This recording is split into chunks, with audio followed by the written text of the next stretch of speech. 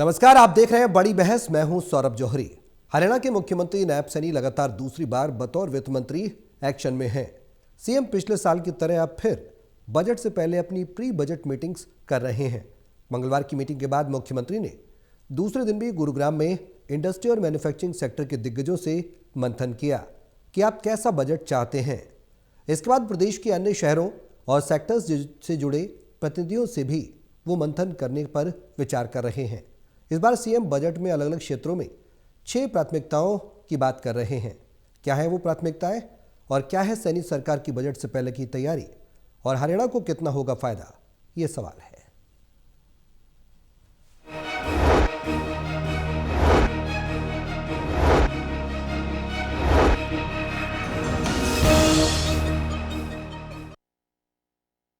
Budget पर marathon मंथन जो है सैनी सरकार का लगातार जारी है। ये मंथन आखिर इसका समाधान क्या होगा और इसका जो रोड मैप है वो किस तरह का देखने को मिलेगा, ये प्रोजेक्ट किस तरह से किया जा रहा है। और जो जिस महत्वपूर्ण मुद्दों की बात सीएम सैनी कर रहे हैं, चाहे वो हेल्थ से रिलेटेड हो, चाहे वो पोषण से रिलेटेड हो, सरकार की प्लानिंग और मौजूदा स्थिति क्या कुछ नज़र आती है, रोजगार, शिक्षा, कौशल, ये तमाम ऐसे मुद्दे हैं।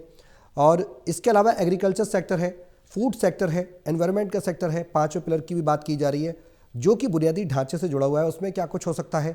और इस बार का बजट हरियाणा का कितना खास रहने वाला है और निवेश को कितना आकर्षित करेगा, हरियाणा में युवाओं के लिए कितनी संभावनाएं होंगी, ये तमाम सवाल हैं जिनके जवाब हम तलाशेंगे। तमाम सहयोगी हमारे साथ मौजूद हैं, उनका तारुफ मैं आपसे करा दूं।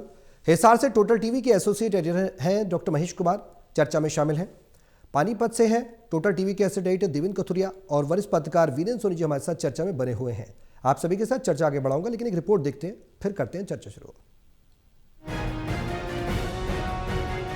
प्रदेश के मुख्यमंत्री नायब सिंह सैनी बतौर प्रदेश के वित्त मंत्री होने के नाते फिर एक्शन में हैं।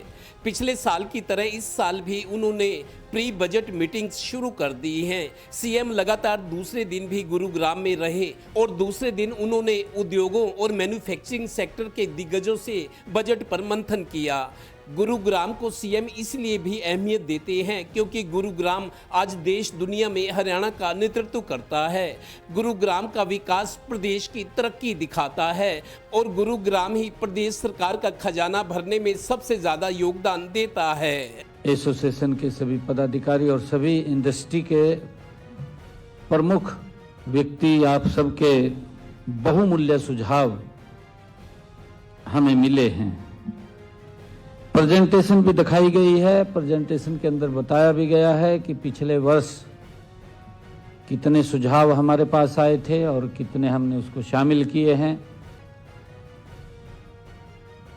और उनके ऊपर काम भी गति से हो रहा है। गौरतलब है कि गुरुग्राम में इंडस्ट्री और मैन्युफैक्चरर्स के प्रतिनिधियों से वार्ता में सीएम ने सरकार के विजन डॉक्यूमेंट 6 थीम्स पर आधारित बताए, जो एक संतुलित रोड मैप का आईना है। पहला थीम वित्त एवं सुरक्षा, दूसरा स्तंभ शिक्षा, कौशल एवं रोजगार से जुड़ी, तीसरा स्वास्थ्य एवं पोषण, चौथा खेती, खाद्यान्न और पर्यावरण की चिंता, पांचवा मजबूत ढांचागत विकास और छठा स्तंभ क्षेत्रीय एवं स्थानीय विकास, ताकि संतुलित विकास नजर आए। इस वर्ष भी आप द्वारा जो सुझाव आए हैं, हम चाहते हैं कि इन सुझावों को, जो महत्वपूर्ण सुझाव हैं, उनके ऊपर चर्चा विचार करके इस बजट के अंदर उनको भी शामिल किया जाएगा। एआई बेस्ड पोर्टल भी लॉन्च किया गया कल। गौरतलब है कि सीएम पिछले साल की तरह इस बार भी सभी सेक्टर्स और रीजन्स में बैठकें करके हितधारकों से मंथन करके 2026-27 का बजट तैयार और विधानसभा में पेश करेंगे। उससे पहले सभी के सुझाव लिए जा रहे हैं। Haryana bureau, total news. तो प्री बजट्स की जो मीटिंग चल रही है उसमें क्या कुछ खास रहने वाला है? सीधा सवाल देवेंद्र, जो तैयारियां हैं सरकार की क्या हैं और कितनी संभावनाएं, अपेक्षाएं नजर आती हैं? देखिए सौरभ, 4-5 साल से हरियाणा में शुरुआत हुई है। हरियाणा की बात करें, मनोहर लाल जी भी वित्त मंत्री थे।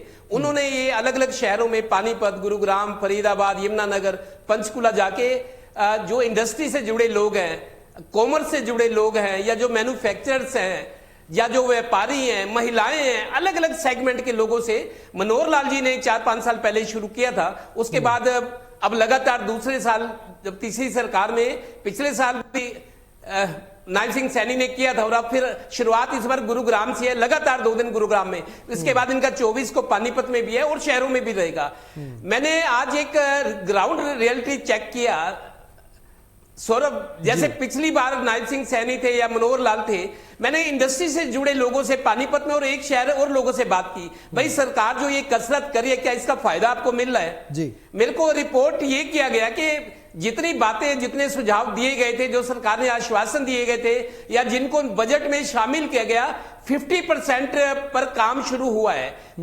कुछ को फायदा मिला है और कुछ को अभी अंडर प्रोसेस है, कुछ मामले अभी प्रक्रिया में है जी। अभी पूरे हरियाणा के व्यापारी परेशान थे पीछे। बिजली निगमों ने क्या किया, बिजली निगमों ने टैरिफ तो बढ़ा दिया, बिजली की दरें बढ़ाई, 60 फिक्स रेट्स भी बढ़ा दिया, फिक्स चार्जेस जो होते हैं वो भी बढ़ा दिए थे, तो उसका विरोध हो रहा था। आज इन्होंने बताया कि HERC Haryana electricity regulatory commission में कल सुनवाई है इस मामले की। कुछ चीजों पे, जैसे केंद्र का बजट है, पानीपत बहुत बड़ा औद्योगिक शहर है, एग्जीबिशन सेंटर बनाने की बात थी कि 25-30 करोड़ रुपए का घोषणा हुई, लेकिन उस पर काम नहीं हुआ। कॉमन ट्रीटमेंट प्लांट है, उस पर काम नहीं हुआ। जैसे सीवर का जो पानी बेकार यमुना में या उधर बहाया जाता है खराब पानी, उसको ट्रीट करके इंडस्ट्री को देने की बात थी, कुछ काम हुए हैं, लेकिन इंडस्ट्री से जुड़े लोगों का मानना है, उनका कहना है कि सरकार जो ये कसरत करी है इसका फायदा देखिए, जो आश्वासन दिए जाते हैं, जो सुझाव आते हैं, जिनको बजट में शामिल किया जाता है, उसका फायदा तो मिल रहा है, लेकिन कुछ फायदा मिला है। और सबसे बड़ी, जैसे जो अनरेगुलाइज्ड इंडस्ट्री थी, जो इंडस्ट्री जैसे पानीपत है और पुराने शहर है, यमुनानगर है, इंडस्ट्री इधर उधर बिखरी थी, वो अनियमित कैटेगरी में थी। सरकार ने एक पॉलिसी ये लाई थी कि 10 एकड़ में अगर 50 इंडस्ट्री चल रही है कहीं भी हरियाणा में, दूसरे शहरों में 10 एकड़ में 50 इंडस्ट्री चल रही है, तो वो लोग इकट्ठा अप्लाई करें, सरकार उनको रेगुलर करेगी, उसमें भी प्रगति है। तो मतलब ये जो कसरत हो रही है इसका फायदा मिलता हुआ दिख रहा है, कुछ फायदा मिला है, लेकिन अभी कुछ पाइपलाइन में है, तो ये कसरत अच्छी है। उनका ये कहना है कि अच्छा है, सरकार तक हमारी बात, सुझाव पहुंचते हैं, कुछ तो मिलेगा, जो मिलेगा वही हमारी उपलब्धि है। ठीक है। महेश, क्या तैयारियां देखते हैं बजट को लेकर सरकार की, सैनी सरकार की? हरियाणा को कितना लाभ होता नजर आएगा? समेकित विकास पर सरकार का स्तर क्या कुछ नजर आता है? देखिए सौरभ, अगर पीछे के सालों का ट्रेंड देखने की कोशिश की जाए तो ये तो हम कह सकते हैं कि ये टैक्स फ्री बजट हो सकता है, क्योंकि एक के बाद एक जितने भी बजट सामने आए हैं, टैक्स फ्री जो बजट हैं वो जनता के लिए रखे गए। हालांकि ये जो ट्रेंड हुआ करता था, ये चुनावी वक्त में देखने को मिला करता था कि जब चुनावी साल हुआ करता उस वक्त जो है टैक्स फ्री बजट सरकारों की तरफ से दिया जाता, लेकिन अब जो नया ट्रेंड सामने आया उसमें टैक्स फ्री रखा जाता है। लेकिन जो अलग अलग सेक्टर्स से उनकी ज़रूरतों को समझने की बात है, यकीनन काबिल तारीफ़ है। देखिए कितना हो पाएगा, कितना उसमें शामिल कर पाएंगे, कितने सुझाव जो है वो बजट में शामिल हो पाएंगे, ये अलग बात है, लेकिन कम से कम इतनी कवायद तो चल रही है कि कोई पूछ रहा है आपसे, और सूबे का मुखिया आपसे पूछ रहा है कि बताइए आपकी कोई परेशानी तो नहीं है, बताइए आपकी कोई ज़रूरत तो नहीं है। अलग अलग सेक्टर्स के जो प्रतिनिधि हैं वो मुलाकात मुख्यमंत्री से करेंगे और अलग अलग जगहों पर खुद मुख्यमंत्री जाकर उनसे मुलाकात करेंगे, उनकी मुश्किलात, उनकी ज़रूरत, उनकी एक्सपेक्टेशंस को समझने की कोशिश करेंगे। तो जो कवायद है उसे मैं ज़रूर काबिल तारीफ़ कहना चाहूँगा, और काफ़ी हद तक जो है चीज़ों को उसमें शामिल करने की, बजट में शामिल करने की कोशिश की जाती है, जिसका फ़ायदा आने वाले दिनों में जो है प्रदेश की जनता को, उद्योगपतियों को, किसानों को, व्यापारियों को मिल सकता है। बिल्कुल ठीक है। वीरेंद्र जी, जो थीम्स बनाई गई हैं, 6 थीम्स की बात की जा रही है सीएम सैनी के द्वारा, इन थीम्स को किस तरह से देख रहे हैं? बाइफरकेट किया गया है, जाहिर सी बात है हर क्षेत्र पर फोकस किया जा सके सरकार का और हर क्षेत्र को डेवलप किया जा सके।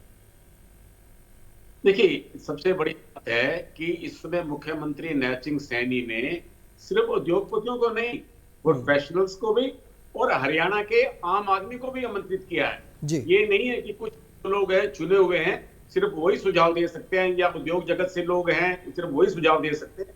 आम आदमी को भी आमंत्रित किया है, हिंदी, अंग्रेजी और हरियाणवी में भी सुझाव दे सकता है। मतलब सरकार ने ये पोर्टल बनाया है, तो बजट बनाते समय इन सुझावों पर विचार किया जाएगा, इनकी उपयोगिता देखी जाएगी, इनकी व्यवहारिकता देखी जाएगी। एक आम हरियाणवी को भी इसका निमंत्रण है। और देखिए, मुख्यमंत्री जी ने ये जो परंपरा मनोहर लाल जी ने कायम की थी और कुछ सुझाव शामिल भी किए थे। जब वो बजट भाषण पढ़ते हैं जी। तो उसमें जिक्र भी करते हैं कि अमुक विधायक का या अमुक संस्था का सुझाव आया, ये व्यवहारिक है या नहीं व्यवहारिक है। अगर शामिल किया जाता है तो बताया जाता है कि ये अमुक विधायक का सुझाव था। और पहले जब भारतीय जनता पार्टी की पहली सरकार बनी थी, उस समय कैप्टन अभिमन्यु वित्त मंत्री थे, उस समय भी इस तरह के प्रयोग किए गए थे। मतलब भारतीय जनता पार्टी के शासन काल में यह व्यवस्था शुरू हुई थी और इसका बहुत लाभ होता है। मतलब जन सहभागिता से आम लोगों को ये लगता है कि उनका बजट है, जन हितैषी बजट है, उनकी सहभागिता है। तो इसकी दृष्टि से देखा जाए तो ये सुझाव जो है उन पर अमल किया जाता है और सरकार अपना व्यवहारिक पक्ष देखती है। और इसमें मुख्यमंत्री जी ने 2 सत्र रखे हुए हैं। पहले सत्र में उद्योग जगत से या निर्माण क्षेत्र जो मैन्युफैक्चरिंग सेक्टर है उनको शामिल किया जाता है, उनके प्रतिनिधियों से सुझाव लिए जाते हैं। और दूसरे सत्र में जो प्रोफेशनल हैं, चार्टर्ड अकाउंटेंट हैं, उनसे सुझाव लिए जाते हैं। तो मतलब हर वर्ग की इसके अंदर सहभागिता है। और अब देखिए बिल्कुल कहा कि बजट में अब ज्यादा कोई कर दान प्रणाली तो रही नहीं, तो कर तो लगाई नहीं जाती। अब किस वर्ग को कितनी राहत देनी है या क्या नई व्यवस्था लागू करनी है। देखिए उद्योग जगत को काफी सुविधाएं दी गई है, सीएलयू में काफी परिवर्तन किया गया है, ऑनलाइन सीएलयू एक सुविधा शुरू की गई है, उसमें कुछ सुझाव भी के साथ कुछ संशोधन किए गए ताकि आम जनता को, आम उद्योगपति को इसका लाभ मिले। हालांकि कुछ ना कुछ कठिनाइयां रह जाती हैं अफसरशाही की वजह से, लेकिन बड़ी सरल प्रक्रिया शुरू की गई है। तो इसके अंदर जो आम आदमी को ये लगे कि बजट ये उसका है, उसकी सहभागिता है, उसको राहत मिली है, बजट अब बोझ नहीं होता, अब राहत की बात होती है। तो लेकिन एक बात है कि सरकार ने करों की व्यवस्था भी करनी है।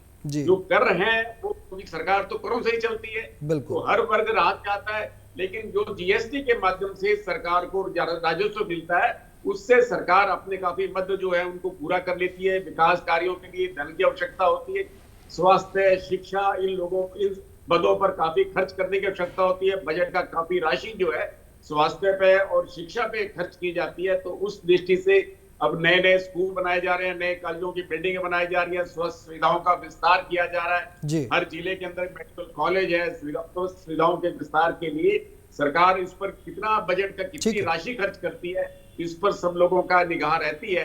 तो आम लोगों के सुझाव लेकर एक जो बजट बनाया जाता है, उससे ऐसा लगता है कि आम जनता की, आम व्यक्ति की इसमें सहभागिता है। तो इस दृष्टि से देखा जाए कि भारतीय जनता पार्टी का अलग विंग भी है, वहां से भी सुझाव आते हैं। जो विचार परिवार बना हुआ है वहां से भी सुझाव आते हैं, उन सुझावों पर भी विचार किया जाता है। लेकिन उस पर ये व्यवहारिक पक्ष क्या होगा, सरकार पर कैसे राजस्व जुटाया जाएगा, उस सरकार की कई कल्याणकारी योजनाएं हैं, उन योजनाओं के लिए भी धनराशि जुटाने की एक चुनौती रहती है। तो जिस तरह से अब लाडो लक्ष्मी योजना है और कई लोकप्रिय योजनाएं शुरू की गई है, तो उसके लिए भी बजट का प्रावधान किया जाएगा। जी बिल्कुल, बेहद अहम बात है। देवेंद्र, अगर बात की जाए बजट के दूसरे स्तंभ की, शिक्षा, कौशल, रोजगार शिक्षा एक बड़ा मुद्दा रहा है हरियाणा के लिए। इस पर कितना % हम मान सकते हैं कि बजट डिवोटेड हो सकता है? कितना सेक्शन को हम विचार के तौर पर कह सकते हैं कि भाई हाँ, इस पर सरकार का मेन फोकस रहने वाला है? लॉ एंड ऑर्डर तो रहा ही है हमेशा से मुद्दा। देखिए सौरभ, ये चीज माननी पड़ेगी, शिक्षा के मामले में बेशक विकास हुआ है, लेकिन अभी भी मैं आपको बता दूं, जो अच्छे परिवार है पूरे हरियाणा में, हर जिले में, वो चाहते हैं उनका बच्चा या तो चंडीगढ़ पढ़े या दिल्ली में, क्योंकि एजुकेशन का लेवल उतना बढ़ नहीं पाया। ठीक है, सरकार दावे करते हैं, शिक्षा मंत्री करते हैं, लेकिन आज भी अच्छे परिवारों के लोग अच्छी शिक्षा के लिए बच्चों को दिल्ली, चंडीगढ़, बड़े शहरों में भेजते हैं, क्योंकि हरियाणा में शिक्षा का स्तर अभी सुधारने की जरूरत है। दूसरी बात, कौशल रोजगार की जब बात है, कौशल विकास की बात है, उसका सीधा संबंध रोजगार से, और हरियाणा में बेरोजगारी बड़ा मुद्दा है। और अब फिर नया साल शुरू होते ही फिर ये धमकियां बदमाशों की, कल करनाल में हुआ, पानीपत में हुआ, ये बेरोजगारी भी इसकी एक वजह है, और नशाखोरी, बेरोजगारी और नशाखोरी से युवा बहुत गलत रास्ते पर चल पड़ा है। तो इसलिए अच्छी शिक्षा और उसके बाद रोजगार का प्रबंध करना सरकार के लिए जरूरी है। एक लाइन और कहूंगा सौरभ, ये जो बजट आ रहा है, ग्रोथ की बात करें या अर्थव्यवस्था को मजबूत करने की, 2016-17 में मनोहर लाल जी गए थे जापान, दूसरे कंट्रीज में, जो डिसइन्वेस्टमेंट था, पूंजी निवेश जो आ रहा था हरियाणा में अब उतना नहीं है। ये विपक्ष भी ये बात उठा रहा है, हरियाणा की तरक्की बढ़ानी है, रोजगार बढ़ाना है, हरियाणा के खजाने में टैक्सेस बढ़ाने हैं, तो पूंजी निवेश हरियाणा में बहुत कम हो गए, ये बड़ी चिंता की बात है और इस बजट में कुछ ना कुछ सरकार को सोचना होगा। हालांकि अक्टूबर में अब फिर इन्वेस्टर समिट हो रहा है हरियाणा में अक्टूबर में, लेकिन एक मीडिया रिपोर्ट में उद्योग मंत्री है राव नरबीर सिंह, उनसे पूछा गया था आप 3 लाख करोड़ एक पूंजी निवेश की बात करें, 2016-17 में 5,000 करोड़ का पूंजी निवेश होना था, वो तो आज तक हुआ नहीं। तो इस तरह की चीजें हैं, इसको थोड़ा सा ना फिजिबिलिटी जमीन पर मतलब नजर आनी चाहिए चीजें, जो योजनाएं बनती है। मुख्यमंत्री जाते हैं विदेश में, इतने 1000 करोड़ का पूंजी निवेश होगा, लेकिन बहुत कम हो रहा है पूंजी निवेश हरियाणा में, ये चिंता की बात है। बेहद बिल्कुल अहम बात आपने कही है महेश। मुख्यमंत्री नायब सिंह सैनी के पास वित्त मंत्रालय भी है, गृह मंत्रालय भी है। बतौर वित्त मंत्री कितनी बड़ी चुनौती होगी हर वर्ग को साधना इस बजट के माध्यम से? देखिए, कोई बड़ी चुनौती नहीं मैं इसके लिए मान रहा हूं, क्योंकि यहाँ पर विपक्ष नहीं है। हरियाणा प्रदेश में कांग्रेस पार्टी बेहद कमजोरी की स्थिति में संगठनात्मक लिहाज से, और जब विपक्ष कमजोर होता है तो बहुत ज्यादा सत्ताधारी दल को कुछ मेहनत करने की जरूरत नहीं पड़ती। तो जनता को जो भी मिलेगा, जैसा मैंने पहले कहा कि टैक्स फ्री बजट तो रहेगा ही, तो ऐसे में जनता पर और ज्यादा बोझ तो है नहीं। जो दिया जा रहा है वो सौगात है, और सौगात यकीनन फिर सरकार की तरफ से दी जाएगी। अलग अलग सेक्टर्स में जो भी जो रियायतें हैं वो सरकार दे सकती है, देने की जरूर कोशिश करेगी, चाहे वो कृषि क्षेत्र की बात की जाए, औद्योगिक क्षेत्र की बात की जाए, प्रोफेशनल्स की बात की जाए। सरकार यकीनन ये कोशिश करेगी कि जो राहत दी जा सकती है वो दी जाए। अतिरिक्त बोझ तो सरकार नहीं डालेगी, क्योंकि ट्रेंड इस तरीके का देखने को मिल रहा है बीते सालों में कि कोई नया टैक्स जो है सरकार नहीं लगा पाती है। और विपक्ष के बयान तो पहले से उसका अनुमान लगाया जा सकता है कि क्या कुछ उनकी तरफ से बजट को लेकर कहा जाना है। बिना सुने ही बजट की शुरुआत के साथ ही उनके रिएक्शन आने लगते हैं। विनय जी, शॉर्ट में कमेंट चाहूंगा। बैलेंस बजट सरकार पेश करेगी, ये प्राथमिकता रहने वाली है सरकार की, और हर वर्ग को संतुष्ट किया जा सके, ये कोशिश हो सकती है? देखिए, अब विषय में कोई विधानसभा के चुनाव तो है नहीं जी, तो सरकार के पास काफी समय है। जो कुछ संकल्प पत्र में वायदे किए गए हैं उनको पूरा करने के लिए अवसर है, तो सरकार अपने बजट के अंदर उन संकल्प पत्र में को याद रखते हुए उसका संज्ञान लेते हुए ऐसे कोई लोकप्रिय फैसले भी ले सकती है। ये बात निश्चित है, कोई नए कर नहीं होगी। और जब राहत देने की बात है तो समय समय पर दी जाती है। तो इसलिए इस बजट के अंदर कोई विशेष जो योजना है वो हमें जो महिलाओं के लिए तो पहले से ही हो चुकी है, तो ऐसे में कोई विशेष वर्ग विशेष को कोई राहत दी जाएगी ऐसा तो दिखाई देता नहीं। लेकिन उद्योग वर्ग को अवश्य राहत मिलेगी, और स्वास्थ्य और शिक्षा पर ही मुख्य फोकस इस बजट में रहने वाला। चलिए, बहुत शुक्रिया आप सभी का हमारे साथ इस चर्चा में शामिल होने के लिए। तो बजट पर प्री बजट मीटिंग्स लगातार हरियाणा के मुख्यमंत्री नायब सिंह सैनी कर रहे हैं। आम लोगों को कितना फायदा होने वाला है इन मीटिंग्स का, हालांकि 6 जो थीम्स हैं वो भी सरकार के द्वारा बनाई गई हैं, देखना होगा कितनी उपयोगी और लोगों को कितना टच कर पाते हैं। मेरे साथ इस खास पेशकश में अभी के लिए बस इतना ही। नमस्कार।